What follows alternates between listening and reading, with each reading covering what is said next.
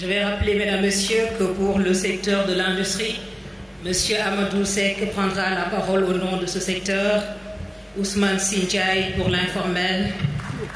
Bedi Ali pour le patronat.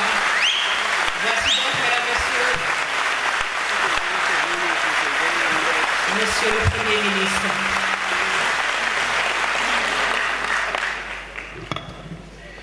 Excellence, Monsieur le Président de la République, Monsieur le Président de l'Assemblée nationale, Mesdames et Messieurs les ministres et secrétaires d'État,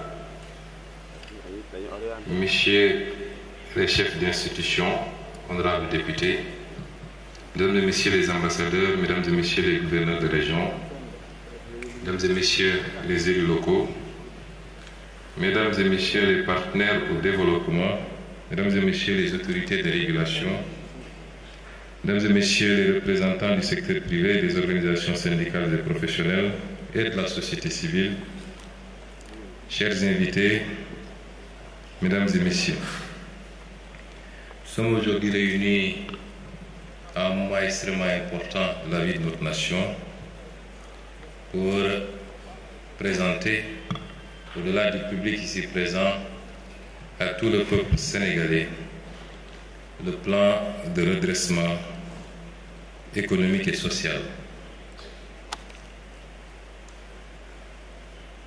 Je voudrais rappeler que ce plan n'est pas tombé du ciel. Il fait partie d'un ensemble.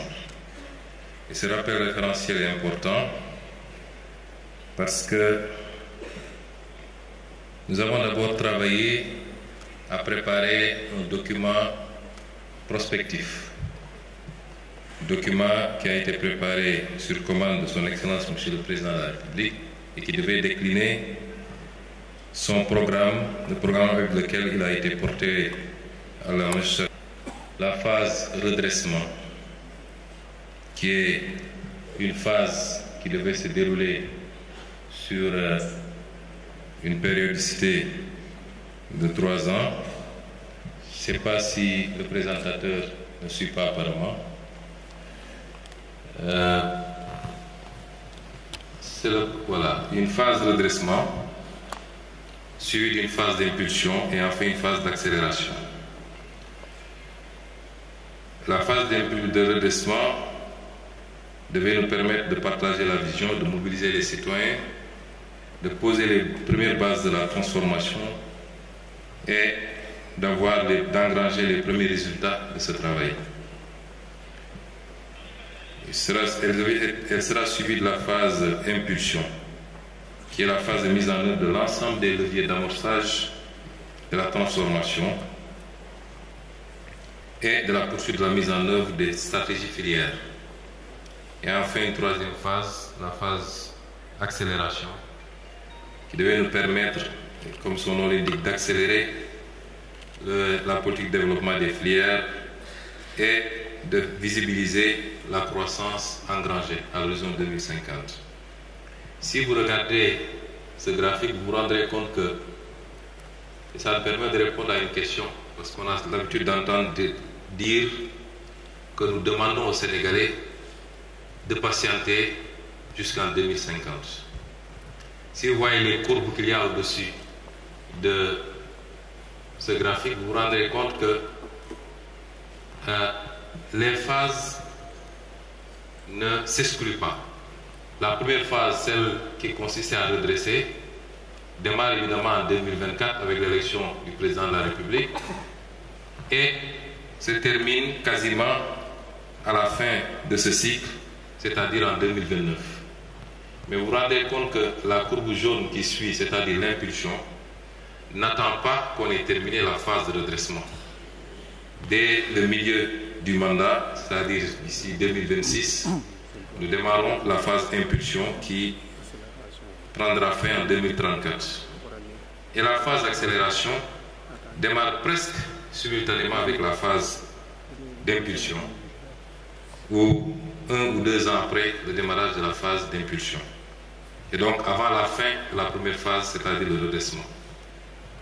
C'est une action combinée avec plusieurs phases qui ne s'excluent pas mais avec la priorisation de l'une ou l'autre phase selon les périodes. Le redressement, pour le slide qui suit, doit nous permettre de faire un certain nombre de choses. D'abord, les réformes préalables à des actions futures. Un certain nombre de réformes, réforme des institutions, réforme de la justice, réforme territoriale, décentralisation, déconcentration, et j'en passe. Il faut comprendre donc que la phase de redressement ne commence pas aujourd'hui avec le document que nous vous présentons. C'est l'un des éléments de ces réformes préalables, c'est-à-dire l'assainissement du cadre macroéconomique dont a parlé tout à l'heure M. le ministre de l'Économie. Il faut comprendre donc que cette phase de redressement a démarré depuis les premiers jours du mandat, puisque le président de la République a convoqué les assises de la justice, ça fait partie de la phase de redressement, les assises politiques, ça fait partie de la phase de redressement, un certain nombre d'états généraux sectoriels ont été organisés dans le secteur de l'industrie et du commerce, dans le secteur de l'hydraulique, dans le secteur du transport, entre autres. Toutes ces opérations s'incrustent dans cette phase de redressement. Et donc, vous pouvez situer l'opération, l'exercice d'aujourd'hui dans cette première partie, c'est-à-dire les réformes préalables à des actions futures, dans le sens qu'il concerne un des points, l'assainissement du cadre macroéconomique et l'impact de cet assainissement sur l'économie et sur le social. La deuxième phase, le deuxième élément de cette phase de redressement, c'est les réformes techniques qui préparent le terrain pour le développement d'autres services. Vous aurez dans ces réformes techniques les réformes sur le plan du numérique, par exemple. L'identité numérique unique est un élément important de cette phase. J'allais dire même tout ce qui a été conçu dans le New Deal technologique. Et la troisième phase, c'est la bonne gouvernance et la reddition des comptes. Je crois que sur le terrain de la bonne gouvernance, des actes substantiels ont été posés. Et les derniers en date, c'est le paquet de projets de loi qui a été adopté avant-hier en Conseil des ministres portant sur la réforme de l'OFNAC, sur l'accès à l'information, sur la déclaration de patrimoine, entre autres, et sur la reddition des comptes. Le travail se poursuit méthodiquement dans le respect des règles de droit. L'objectif de cette première phase, c'est-à-dire la phase de redressement de la vision 2050, c'est de tourner définitivement le braquet d'un modèle ancien vers un modèle nouveau, préalable à l'impulsion et à l'accélération. Et ces réformes constitueront une des priorités du premier quinquennat. Nous avons toujours posé le débat en termes de système et non pas en termes d'hommes. Et un système, c'est beaucoup plus l'interaction de règles, d'attitudes, de comportements. Et les réformes que nous allons entamer dans cette phase de redressement nous permettront de tourner la page de ce système que nous avons souvent décrié pour en ouvrir une autre. Pourquoi maintenant un plan de redressement économique et social? Cela est lié à l'héritage qui nous a été légué. Nous savions tous que l'héritage n'allait pas être des plus légers.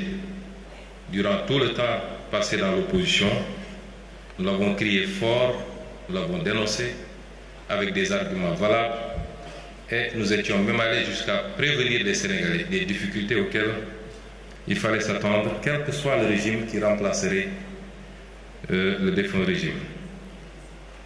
Et aujourd'hui, les différents audits réalisés aboutissent à un constat sans appel.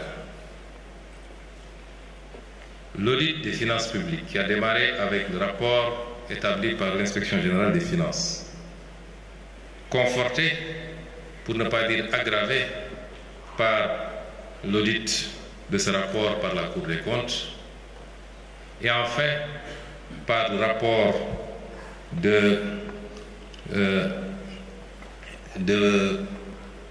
Forbis Mazars. Cet audit, ces différents audits, débouchent sur un constat très difficile pour le Sénégal, d'un déficit qui cumule à 14% et d'une dette publique qui est de 119% du produit intérieur brut. 14% contre 4 quelque chose % qui avait été déclaré et 119% contre 74% qui avait été déclaré par l'ancien régime. Évidemment, et c'est le lieu de féliciter et de rendre hommage à son Excellence le Président de la République, qui aurait pu faire le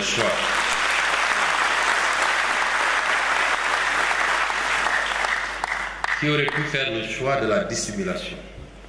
Je me rappelle des rencontres tenues autour de lui au palais avec les différents ministres concernés, le ministre des Finances, le ministre du Budget, le ministre des Finances et du Budget, le ministre de l'Économie et le désormais ministre d'État chargé de l'agenda et un certain nombre de ses conseillers, des réunions qui nous avaient permis d'apprécier la gravité de la situation, mais surtout des conséquences de l'exercice de vérité, si on choisissait de dire la vérité.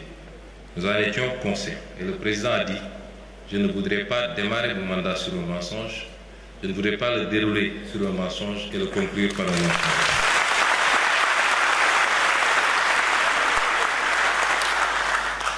Et cet exercice de vérité a pour conséquence le respect difficile des engagements internationaux. Mais le Sénégal a tenu et jusqu'à présent, nous avons respecté notre signature, nous avons respecté nos engagements internationaux, sans pour autant que ça n'empêche le pays de continuer à faire face aux défis cruciaux à l'intérieur. C'est le lieu ici également de féliciter et de rendre hommage au ministre des Finances et du Budget, à toutes ses équipes, au ministre de l'Économie, qui chaque jour déploie un trésor d'énergie pour faire face à nos engagements internes et extérieurs.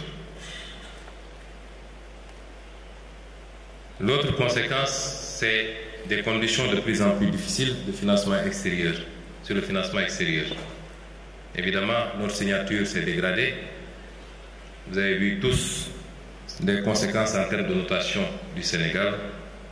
C'était une des conséquences auxquelles nous nous attendions quand le président a décidé de se livrer à cet exercice de vérité. Le défi du retour à l'orthodoxie budgétaire, à moins 8% de déficit dans la loi de finances rectificative du moins, et donc la moitié du chemin a été parcouru déjà.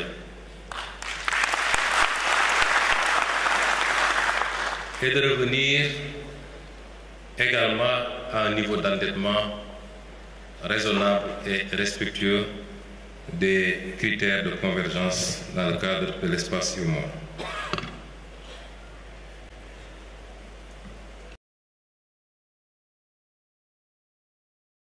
Légitime des Sénégalais. Légitime des Sénégalais. Nous sommes au XXIe siècle, les peuples sont devenus impatients. Projeté dans le top 5 des pays à plus forte croissance et peut-être le premier en 2025 en Afrique ne signifie pas grand-chose si l'on considère ce que le Premier ministre de l'économie vient de dire, que la structure de notre croissance dépouillée de le PIB agricole et hydrocarbures révèle et des performances très faibles, voire médiocres. Voilà les raisons qui nous fondent à travailler en sursaut, à essayer de trouver des solutions. Lesquelles solutions doivent être d'abord endogènes, doivent provenir de l'effort pour eux-mêmes. Ce plan de redressement permettra de trouver de nouvelles sources. Dans le tableau que je vais vous présenter tout à l'heure, nous détaillerons ces ressources endogènes.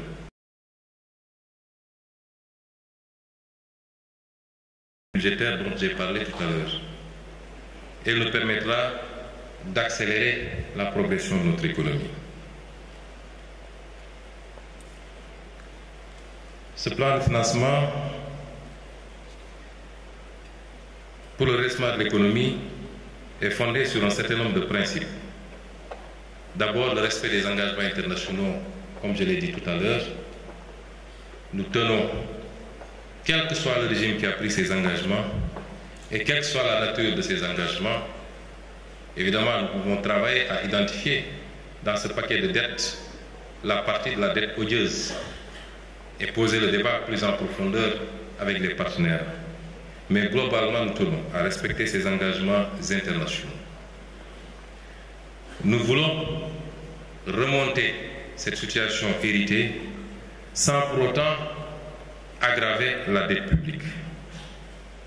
Nous voulons le faire sans brader nos ressources naturelles et foncières.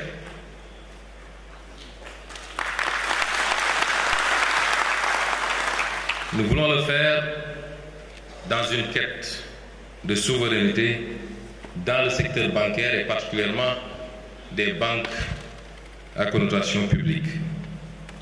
Nous voulons le faire sans mettre trop de taxes supplémentaires sur les investisseurs au détriment de l'attractivité de notre pays.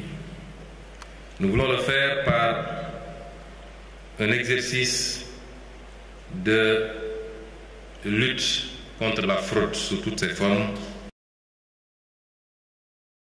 de l'équité dans la contribution financière des acteurs, règle essentielle du droit fiscal. Alors, nous avons entendu beaucoup de développement sur les plans de redressement. En quoi ce plan de redressement est différent des autres? Nous ne sommes pas remontés jusqu'en 1979 pour le PREF, qui semble être le premier plan de redressement, mais comparativement au financement du programme de résilience économique et sociale qui a été élaboré pour faire face aux conséquences de la crise de la COVID-19, dans son modèle de financement d'abord, le PRES avait été financé à 84,5% par les partenaires, au moyen de prêts concessionnels, de dons et de reports d'échéance. L'État, pour un budget prévisionnel de 1000 milliards, n'avait contribué qu'à hauteur de 102,25 milliards, soit 13%. Le PAP 2A, qui a pris le relais pour engranger les bénéfices du PRES, le PAP 2A projetait un budget de 14 712 milliards qui a bénéficié plus de 60% au moins de ressources extérieures. Pour le présent plan de redressement, 90% des ressources sont attendues de la mobilisation de ressources endogènes sans endettement.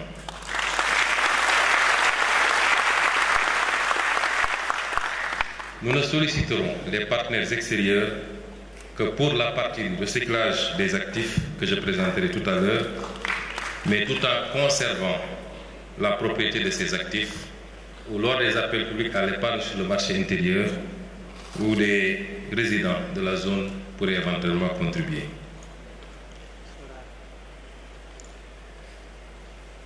Un autre élément de comparaison, c'est que le coût du plan de redressement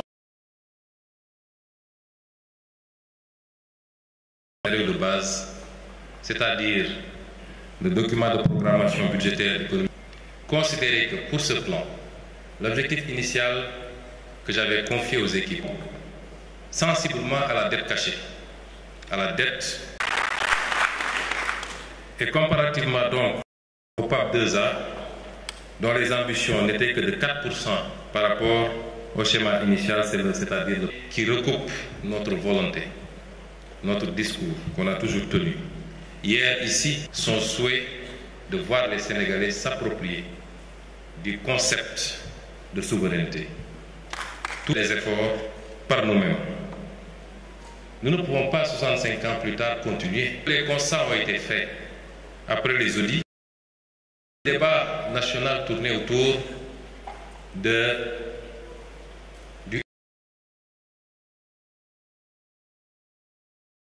programme avec le FMI. Ce que nous n'attend rien quasiment de personne sinon du peuple sénégalais.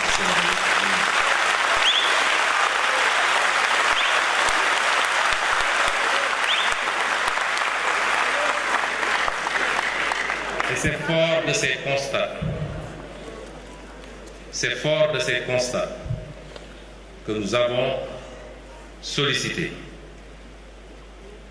l'autorisation sollicitée et obtenue, l'autorisation du président de la République pour mettre une équipe autour de nous à la primature, regroupant l'essentiel des ministères qui travaillent sur les domaines qui nous intéressaient pour la confection de ce plan de redressement.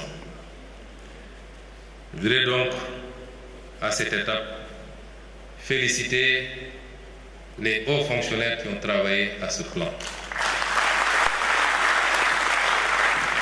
Mesdames et messieurs, le Sénégal regorge d'agents dans la fonction publique de qualité.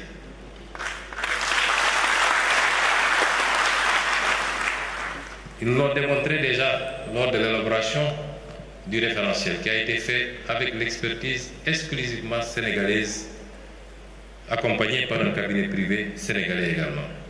Je veux féliciter tous ceux qui ont travaillé à ce document, sous la coordination de M. Moustapha Sène, conseiller spécial chargé des questions économiques.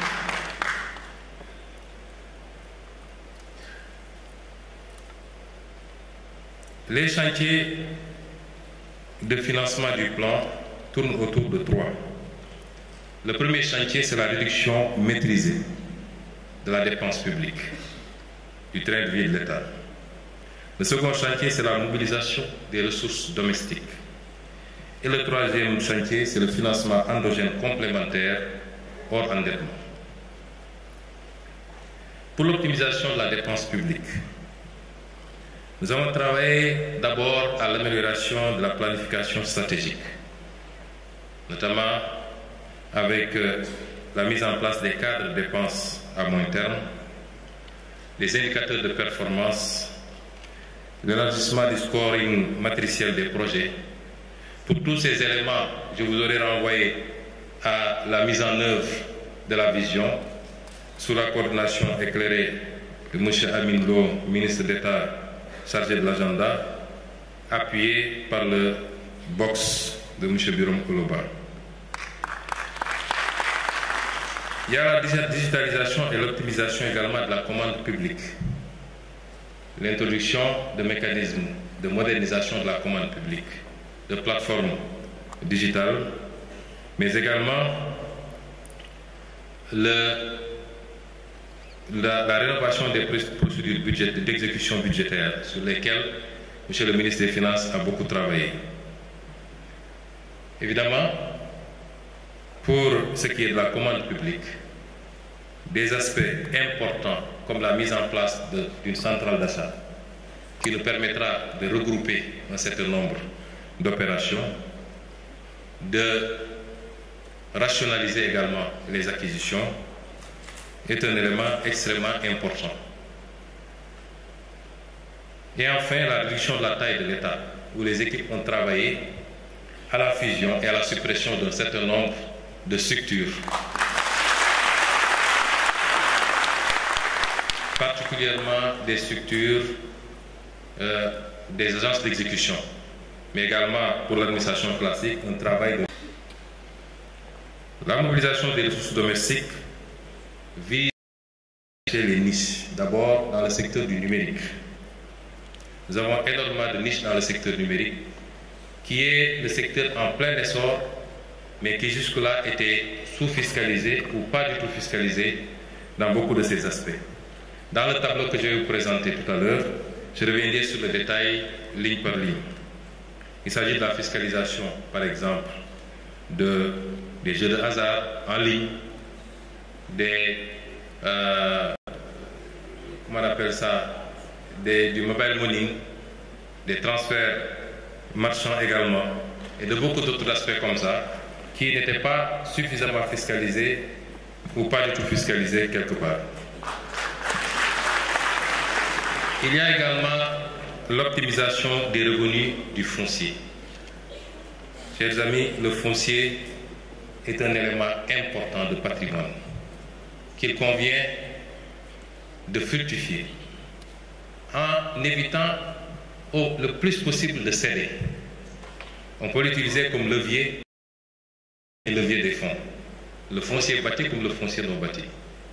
On peut l'utiliser également pour permettre l'accès aux droits ou aux titres contre paiement de sommes bien précises, ce qui permettrait à la fois d'engranger des recettes substantielles pour l'État, mais de sécuriser également la possession pour les citoyens. Les amendes et redevances, une longue liste a été établie pour renforcer les amendes et les redevances par rapport à certains types d'infractions, par exemple au code de la route et beaucoup d'autres infractions de ce genre, dont les conséquences sont incalculables en perte de vies humaines et en dégâts matériels. Le recyclage d'actifs, nous avons beaucoup d'actifs qui nous ont coûté extrêmement cher, qui justifient une bonne partie de la dette.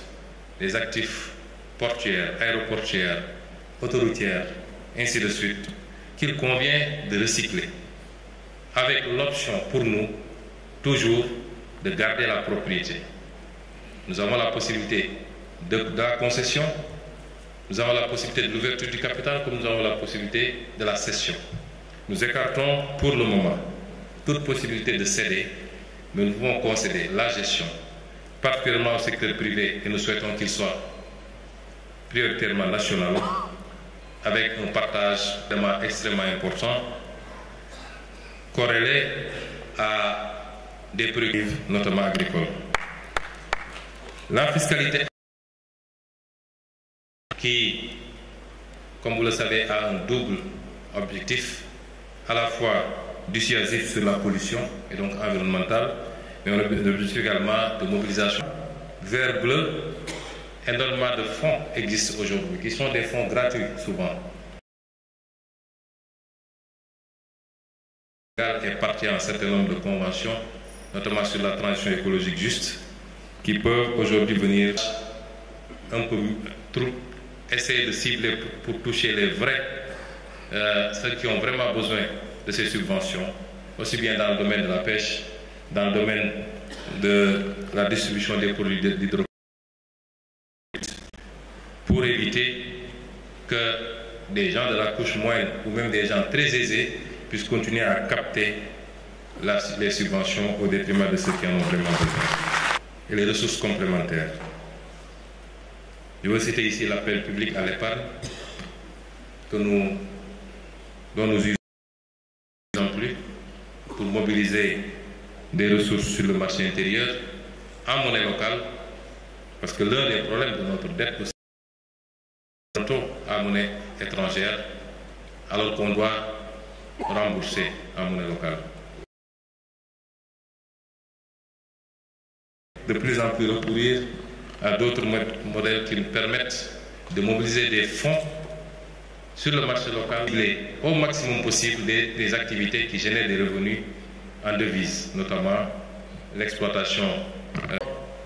c'est-à-dire le secteur bancaire à capitaux majoritairement publics, les débats sont encore en cours sur la nécessité ou non de fusionner un certain nombre d'autres banques, la Banque agricole, ainsi de suite.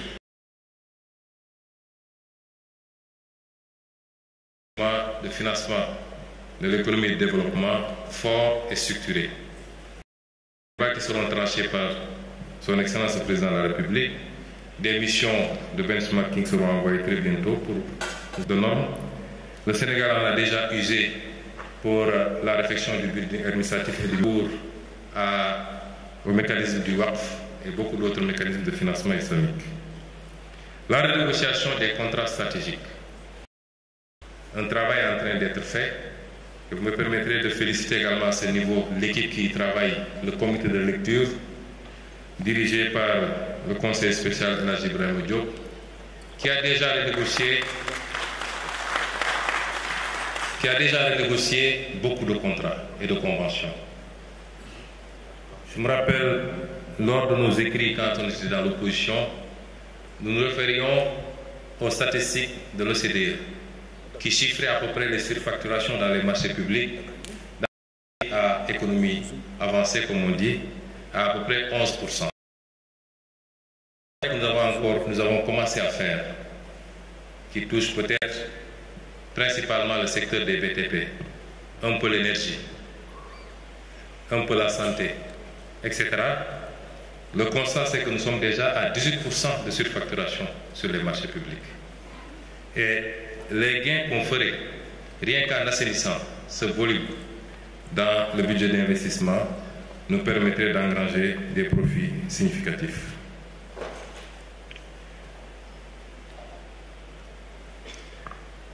Je vous déroulerai tout à l'heure un tableau sur le détail des lignes de ressources, les ressources domestiques, les ressources recyclables, le financement complémentaire au endettement et la réduction de la taille de l'État. Mais les ressources attendues sur les 3 ans, 2025-2028, pour les ressources domestiques additionnelles, nous attendons 2111 milliards. Pour le recyclage d'actifs restant la propriété de l'État, nous attendons 1091 milliards.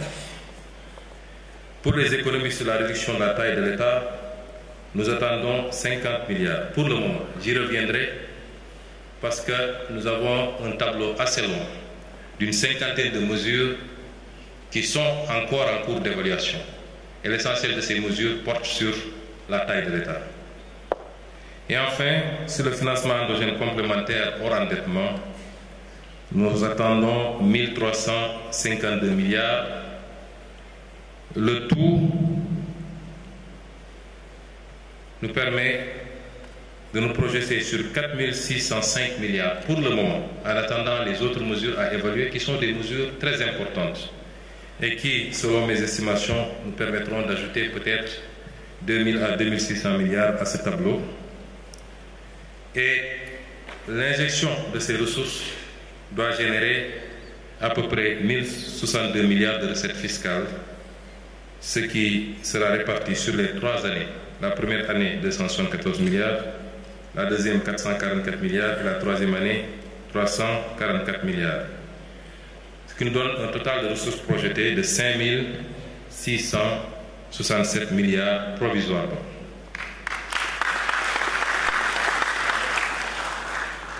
Alors, je ne sais pas si ils avaient remis la clé à la régie pour pouvoir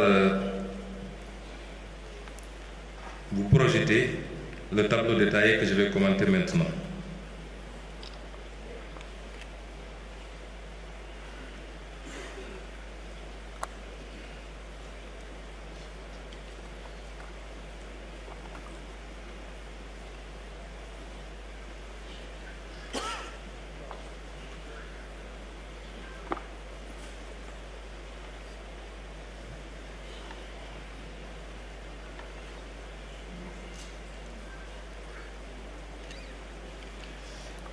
Pour les différentes rubriques,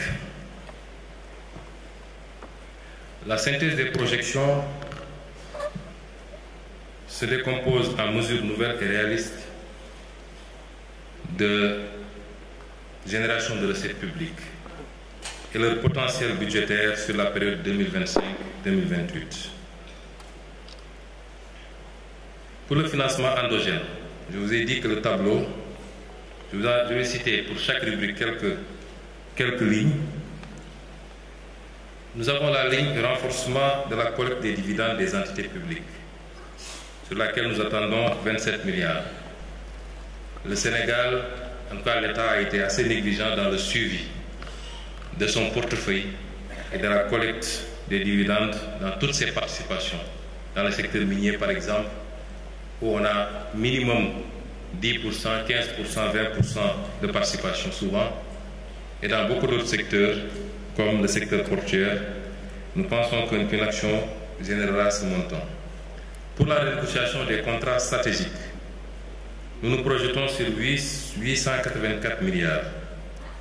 Un travail consistant à corriger les déséquilibres constatés dans les conventions minières, pétrolières et industrielles, telles que les cimenteries, notamment en matière de redevance de fiscalité et de production déclarée.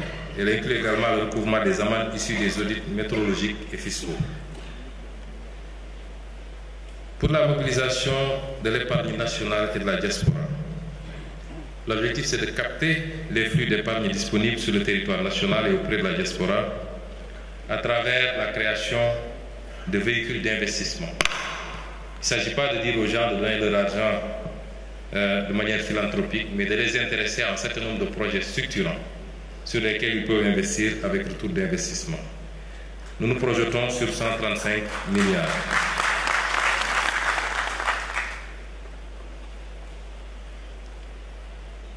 Sur le déploiement des financements participatifs et solidaires, le WACF, les instruments tels que le Soukouk et les plateformes de crowdfunding, nous projetons 300 milliards. Pour l'approvisionnement gaz par GTA, un élément extrêmement important. Parce qu'aujourd'hui, les contrats de recherche et de partage de production autorisent le Sénégal à notifier ses besoins au plus tard le 1er octobre pour l'approvisionnement de son marché local. Ce que nous avons fait pour 2026. Les gains sont de 177 milliards ou de 143 milliards sur 2026 seulement, selon l'application au nom de la pénalité de 25% prévue et que BP peut vouloir appliquer. Et l'impact sur le kilowattheure, c'est de le faire passer de 115,93 francs kilowattheure aujourd'hui à 76,18 francs kilowattheure. Et donc sur les 3 ans, l'impact attendu est de 435 milliards. Pour les actifs détenus par la SOGEPA, qui peuvent être utilisés comme effet de levier, nous nous projetons à 341 milliards. Pour ce qui est de la régularisation du renouvellement de concession des opérateurs téléphoniques également, nous nous projetons à 200 milliards. Sur les frais de visa électronique que nous avons décidé d'appliquer pour l'entrée sur le territoire national aux pays hors Afrique et aux pays africains qui nous appliquent le visa, nous nous projetons à 60 milliards. Sur le recyclage d'actifs comme les autoroutes, nous nous projetons à 126 milliards. Par rapport à la réduction du train de vie de l'État, je vous avais dit tantôt que pour le moment, une seule mesure sur la dizaine de mesures, une seule mesure est pour le moment évaluée. C'est la restructuration du secteur parapublic. notamment la suppression et la fusion d'agences, et elle nous donne un gain de 50 milliards. Les 8 ou 9 autres mesures sont en cours d'évaluation et je peux vous en citer quelques-unes qui sont des mesures fortes relativement à la réduction de la taille de l'État ou du train de vie de l'État. J'ai parlé tantôt de l'élimination des surfacturations sur les marchés et les chantiers publics, la réduction des subventions accordées à certaines entités publiques qui doivent pouvoir avoir leur autonomie financière, la réduction sélective et progressive des subventions aux équipements de pêche, des détaxes de carburant, etc., l'économie sur les frais liés à l'organisation des élections. Je crois que les conclusions du dialogue politique nous permettraient de le faire, rien qu'avec le bulletin unique. Je passe sur les autres. Le plafonnement de la masse salariale dans le secteur parapublic, puisque la loi organique portant sur les lois de finances a prévu le plafonnement, l'inscription chaque année dans la loi de finances, le plafonnement des salaires dans le secteur parapublic et au niveau des institutions et du secteur public. Ça n'a été inscrit qu'en 2021, le décret d'application n'a jamais été pris. Et sur 2026, nous réintégrerons cette mesure qui aura certainement un impact important. La réduction de la fréquence et du coût des missions à l'étranger, la mise en place de la centrale d'achat, la réduction des charges locatives d'eau et d'électricité de l'administration, l'optimisation de la réforme sur les véhicules de l'administration, la lutte contre les pertes techniques même de la Sénélec qui sont évaluées à 90 milliards quand même.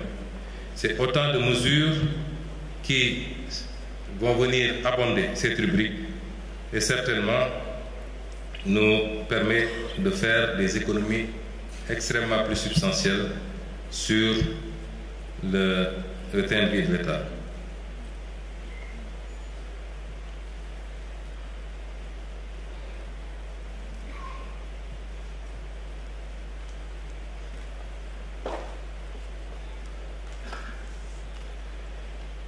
Donc après ce volet,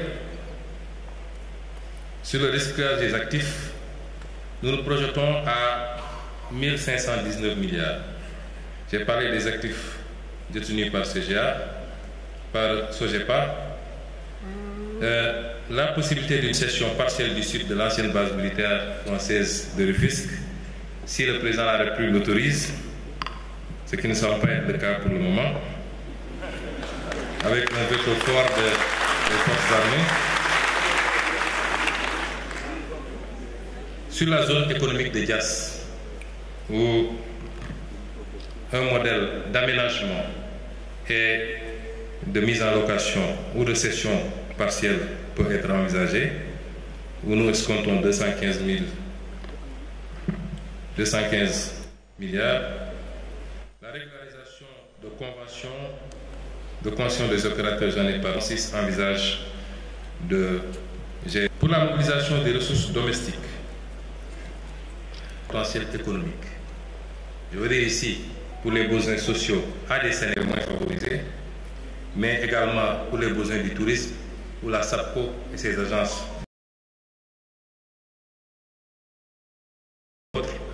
Dans le sud, à Bénin, etc. Et pour des programmes immobiliers et logistiques. L'évaluation de l'assiette et des droits additionnels nous projette sur 80 milliards. Pour les redevances audiovisuelles, le ministre a commencé déjà un travail important des télécommunications. Il s'agit ici d'aller au-delà de ce qu'il a commencé et de fiscaliser encaisse beaucoup d'argent. La taxation du mobile money.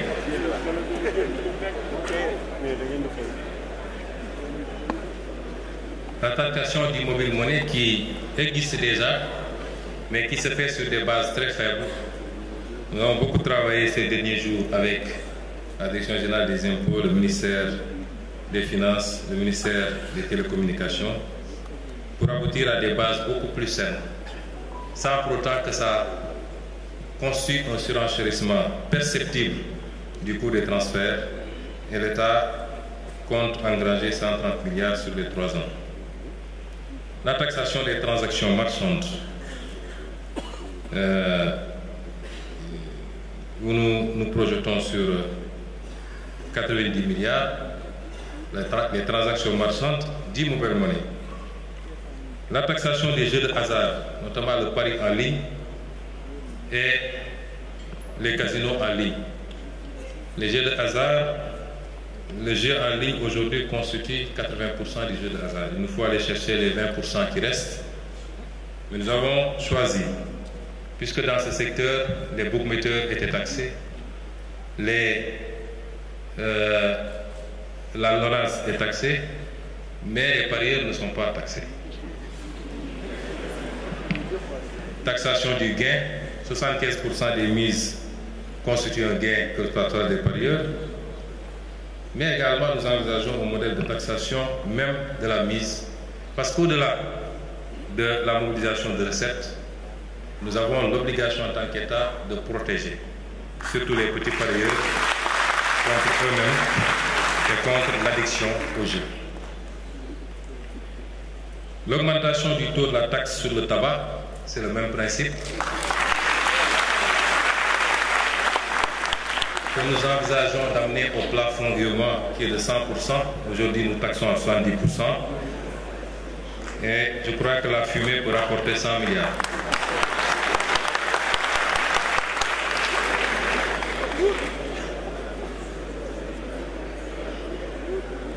Le relèvement de l'âge limite d'importation des véhicules de tourisme. C'est une forte demande de la diaspora.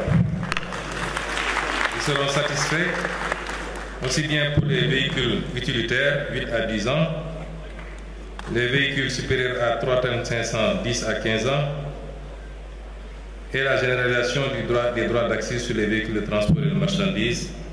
Ces 3 mesures doivent pouvoir rapporter un peu plus de 100 milliards.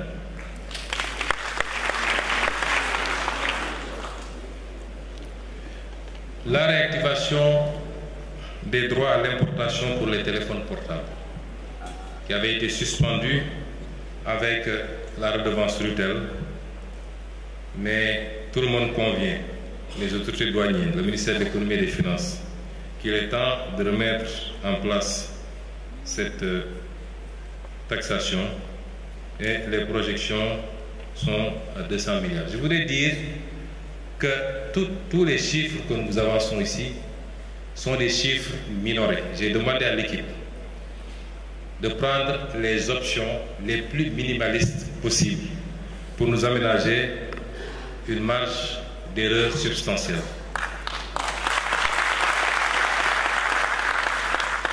La mise en place d'un programme de marquage fiscal qui permet de lutter évidemment contre la fraude sur les quantités, mais également de garantir un peu la qualité de la consommation.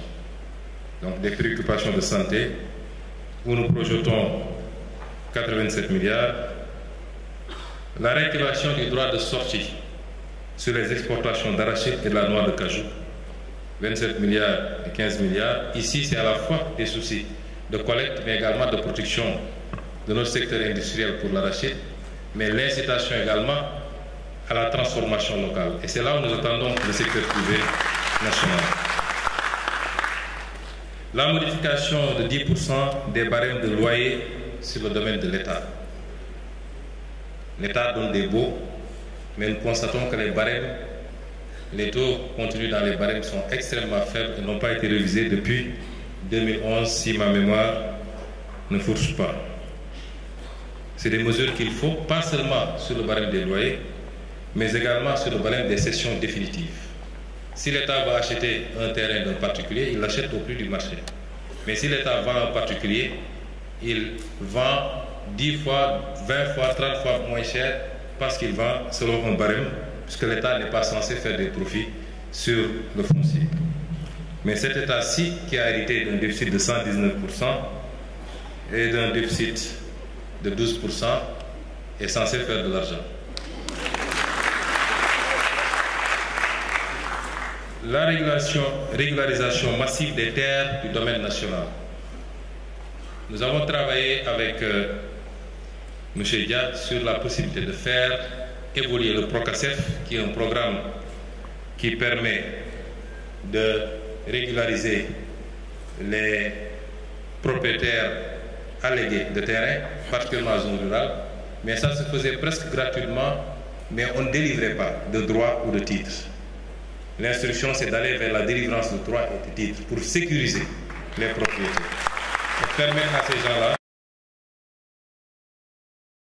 mais de pouvoir même avoir un levier pour faire prévaloir auprès des banques pour lever des fonds utiles à leur activité.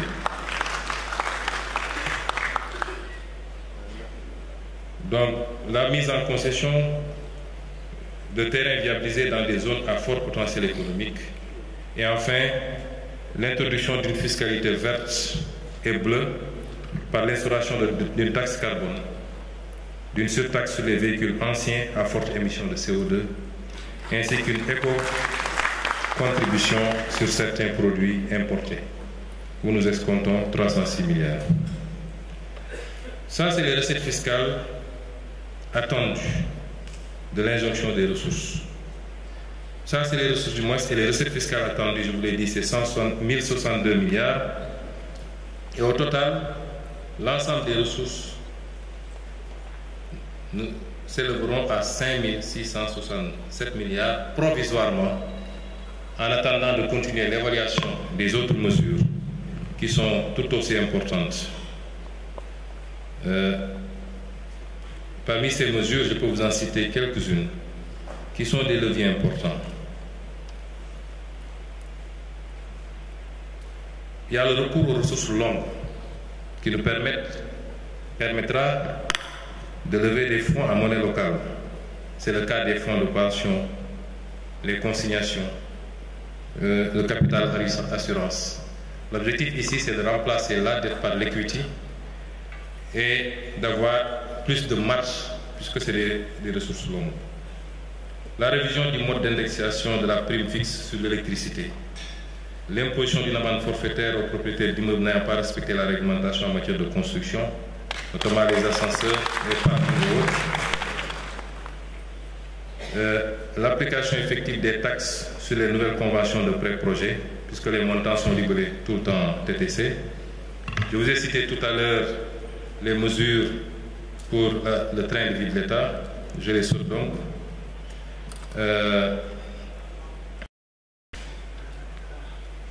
Je vais sauter, je vous donne quelques échantillons.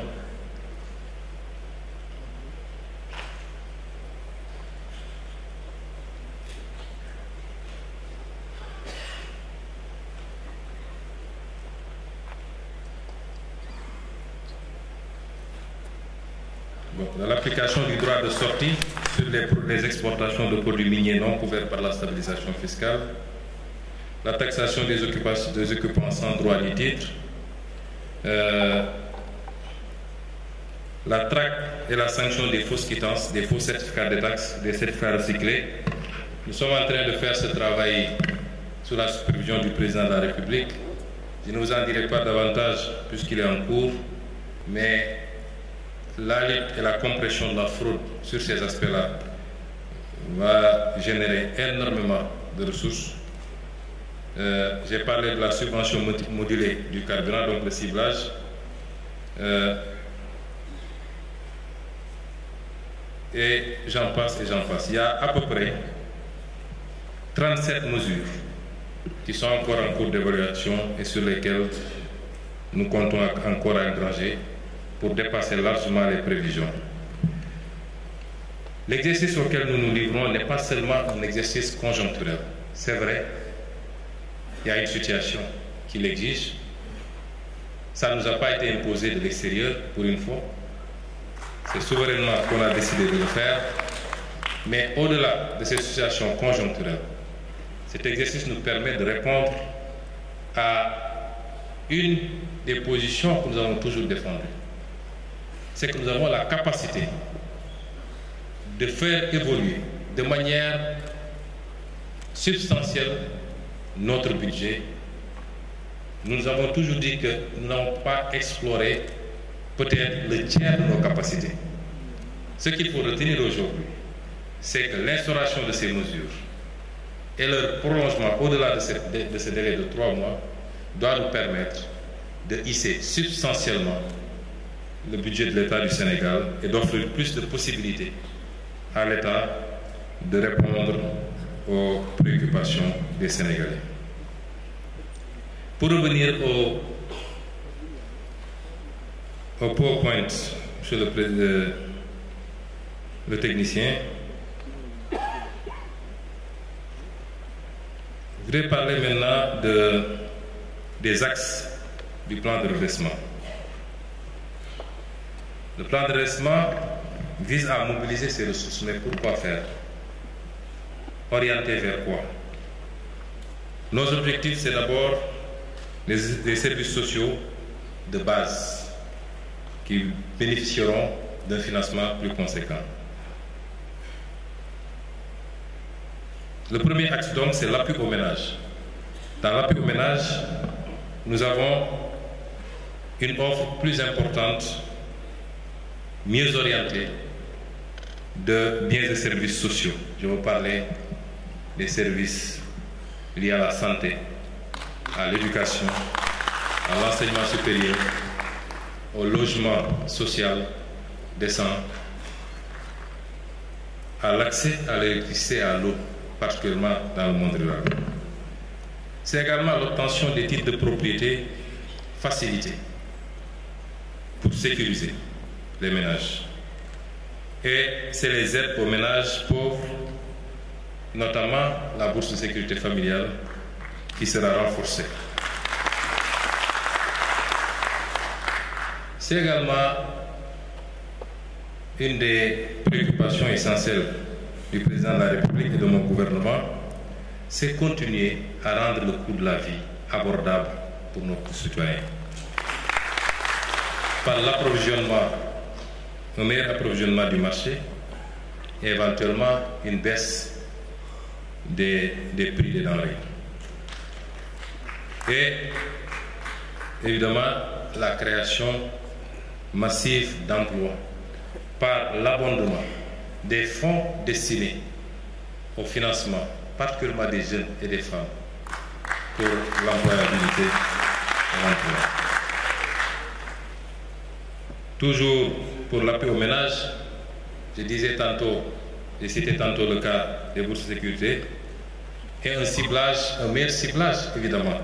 Quand on dit cibler les subventions, certains proposent souvent de supprimer carrément les subventions et de faire des transferts cash qui profitent à partir du fichier RNU, qui nous permet de connaître les ménages considérés comme pauvres, de pouvoir les cibler directement par des cash transferts.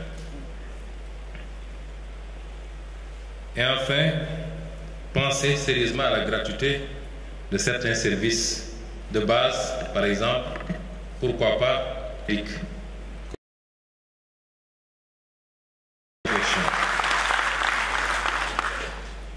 De pouvoir accéder aux fonciers. Des mécanismes simplifiés et accélérés pour permettre à ce secteur. L'accès à l'électricité, j'en ai parlé tantôt. L'un des éléments de compétitivité industrielle particulièrement, c'est le coût de l'énergie.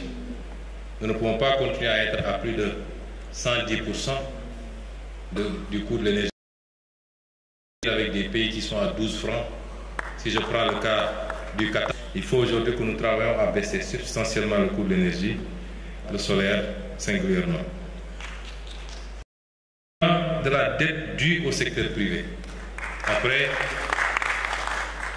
Après l'engagement que prend le gouvernement, c'est de payer intégralement cette dette pour permettre à ce secteur privé, dette que vous allez payer, les montants qui sont reçus soient réinjectés dans l'économie. Nous ne pouvons pas des paiements par rapport à une dette qui les réinjecte pour pouvoir être plus productif.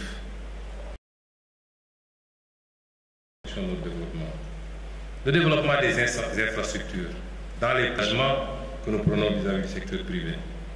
La mise en place d'une garantie marché pour faciliter beaucoup de choses, notamment avec les contrats triennaux, parce que beaucoup de membres de la société civile se plaignent de ne pas pouvoir avoir une prévisibilité par rapport au marché public. La réforme du climat des affaires, chantier que nous avons déjà initié avec la réforme du Code des investissements qui est en cours, du Code général des impôts, du Code des douanes, du Code minier, et j'en passe, avec l'objectif de réformer le climat des affaires, mais tout en avec les guichets uniques. L'autre élément, c'est le développement des secteurs prioritaires, l'agriculture, le document vision.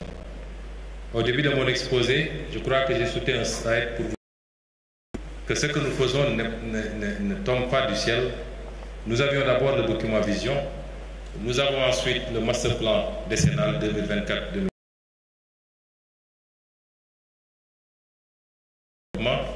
qui est une stratégie quinquennale. Nous avons même le premier point qu'on a appelé le redressement.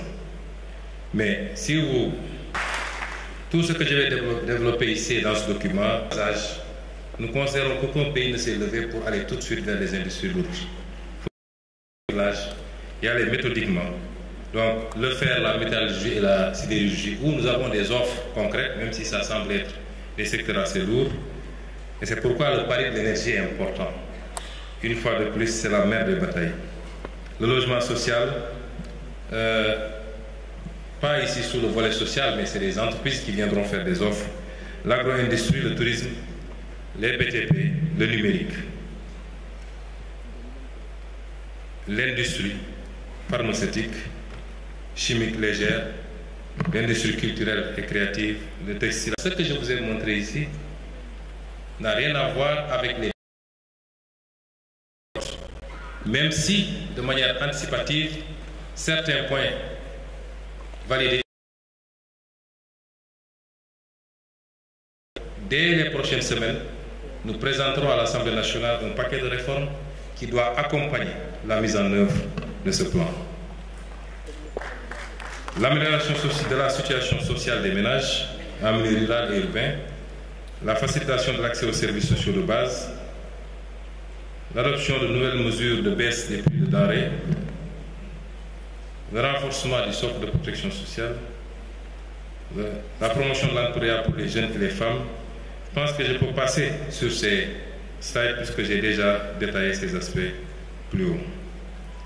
Et enfin, les impacts budgétaires attendus. C'est que ces ressources que nous voulons mobiliser conforteront la position de l'État par rapport à nos ambitions de souveraineté. Je le rappelle encore, il ne faut pas qu'on fasse des confusions. La souveraineté ne veut pas dire l'autarcie. J'entendais des gens qui me disent oui, ils parlent de souveraineté, pourtant ils empruntent. Ce n'est pas ça la souveraineté.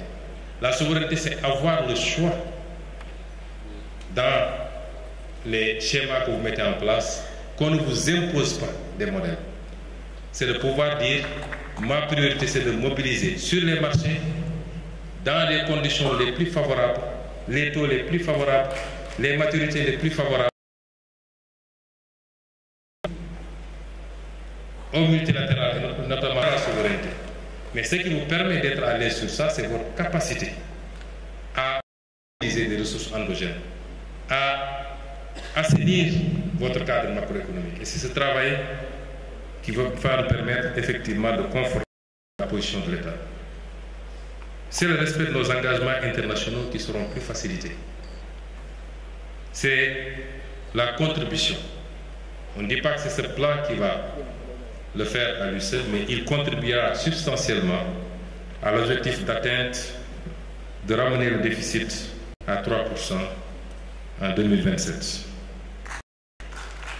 Mesdames et messieurs, nous voici arrivés au terme. C'est que nous parlons souvent de souveraineté. Moi, je suis meneur ce bop.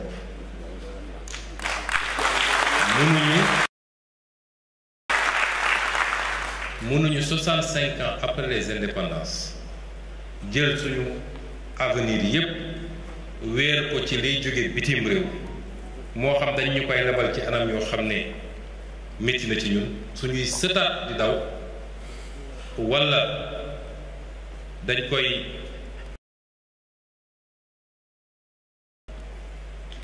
réew muy doxee noonu mooy réew moo xam ne opté wul pour le développement.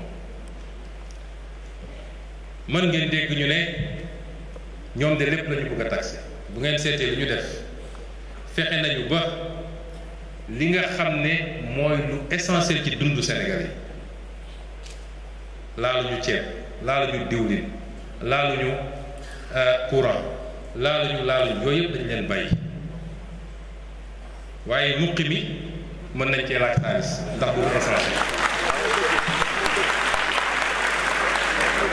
xoos bi mën nañ cee laaj xaalis parce que du lu essentiel ak yeneen yoo xam ne niñ ko tëggee nit ki koy def imma du ko yéeg bu koy def parce que taxe indirecte la c'est indolore wala même bu ko yéegee njëriñ bi mu koy jural moo ëpp solo ndax ki nga xam ne génn na pour am bail wala titre foncier mu war koo téye giiru dundam bu fi jógee jox ko doomam kooku jox ko sëtam loolu njëriñ bi mu koy jural moo ëpp solo li mu jotoon a génne pour am loolu kon fexe nañu ba dugal ci yërmande waaye faw effort am réew bu tabaxu ci kenn ku ne di xaar moromam def wala ñu jàpp ni président Bassirou Diomaye Faye mooy ubbi benn robinet njaga ñaaw milliards yi génn loolu mënul nekk kenn ku ne ci ñun war na am lu mu ñàkk effort la bu ñu laaj sur une période ñaari at ak genn wàll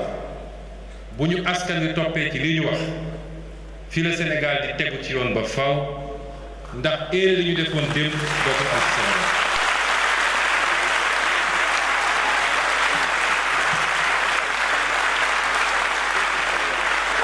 ma xam nag njàmbarte réewu Sénégal ak askanu Sénégal njàmbarte boobu ñu wane woon démb pour ne dañuy sauver suñu démocratie ak suñu liberté mu jaral nit ñi bakkan ñàkk liggéey dem kaso loolu paas boobu tourné nañ ko njàmbarte googu tey war nañ koo jublu nag ci tabax réew mi ci koom-koomu réew mi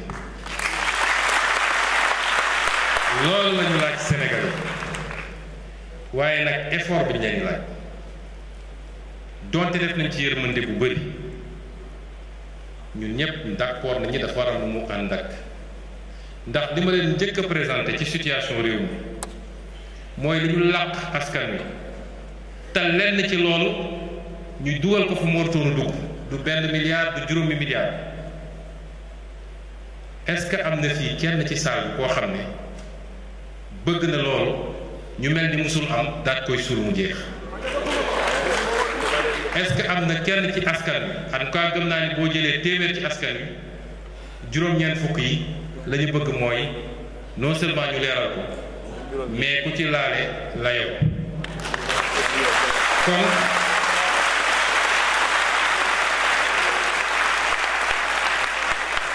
kon liggéey yooyu dañoo ànd ndax suñu ne woon rek sénégalais yi lii mun nañ ko def ñun ñëpp dañu ànd def effort te liñ ci jiital mooy effort yu état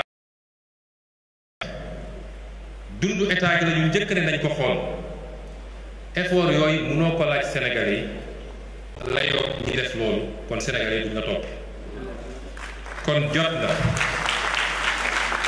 suñu concentré ko ci lii ndax lii mooy njëriñu réew mi de bañ investissement yi bañ lu ñuy tardeel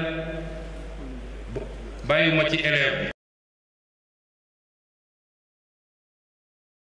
cadre bi kilifa diine bi bépp couche sociale bi dañu xam moo war a doon suñu yitte ci ñetti at yi jëm buñ ko defee Sénégal taxe ba faw ñu leen gërëm leen sant